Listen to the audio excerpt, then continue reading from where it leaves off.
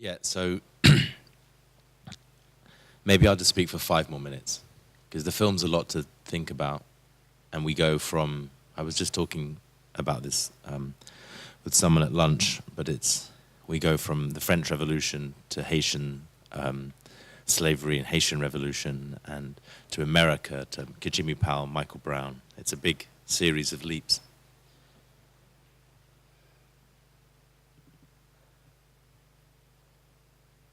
But I'll just very briefly try and map out some of the ways in which I think about the use or the reuse or the revisitation of images from the past. And just to preface something, actually, just to say beforehand, also this film I made in 2015 with my friend and producing partner, Olivier Marbeuf. And it's a film that's been shown a lot and has become quite a problematic discursive object. And we've used it for a series of workshops and talks, and a whole series of programs of events have been generated around it. But I think this thing of actually situating oneself within a geographical and historical specificity is vitally important. And since we made this film in 2015, we've been spending a few months every year in Haiti, working very closely with a group of young Haitians on developing a theater piece. We did a play in December in Port-au-Prince last year.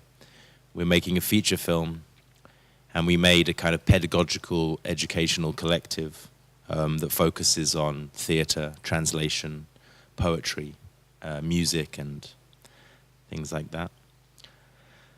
So it would have probably been more interesting to speak about the new work today, but that you can discover later.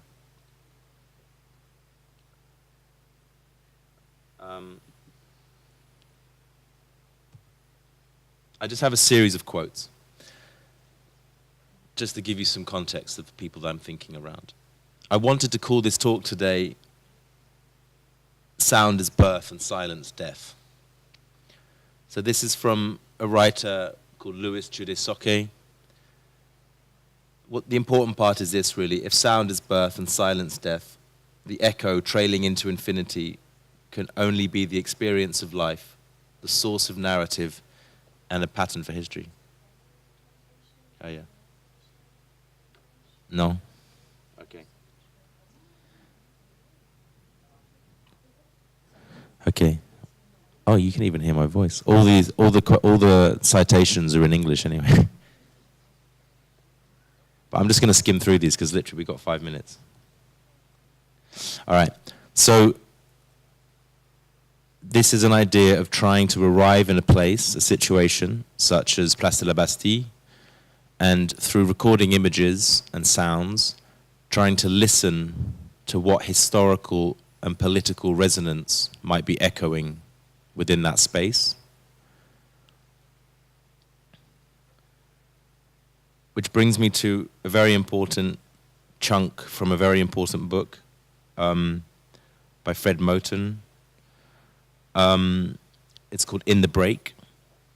And he says this line: sound gives us back the visuality that oculocentrism had repressed.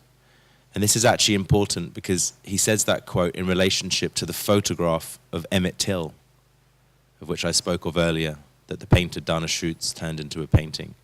And Fred Moten tries to propose what we might be able to listen to within that photograph. So rather than just thinking of a photograph on purely visual terms, he tries to place it within the aural and the sonic to try and listen to what kind of sounds we might be getting from there.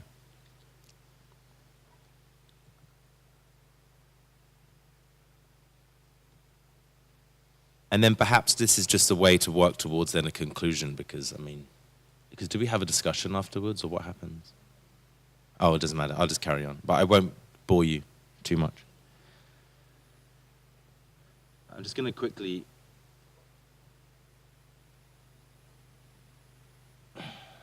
return to these images, for example. So These are images of Michael Brown alive and enjoying his life, with some fragments from his Facebook page a few days before he was murdered by the police. And this is a rather large quote from an essay by Stefano Hani and Fred Moten. And the important part really is the first line of the second paragraph. In the interest of imagining what exists, there is an image of Michael Brown we must refuse in favor of another image we don't have. One is a lie, the other unavailable. If we refuse to show the image of a lonely body, of the outline of the space that body simultaneously took and left, we do so in order to imagine generative black social life walking down the middle of the street for a minute, but only for a minute, unpoliced. Another city gathers dancing. We know it's there and here and real. We know what we can't have happens all the time. And I think this idea at the end, he says, imagining what exists requires and allows analysis, brings us back to this idea of an echo and the way in which Edouard Glissant understood what he called a reconstituted echo or a spiral retelling. So Glissant comes to the form of the spiral as a way of narrativizing history. Rather than a direct return to an image or to a pastime, it's a return to a point, but from a different remove. So you can never return back to that time that once was, because it's been changed through the layers of time and history that have taken place ever since. And Glissant sees in the form of the spiral a prophetic vision of the past. So the only reason that one would go to the past, or an image of the past, or a sound of the past, would be to imagine what might be possible in the future.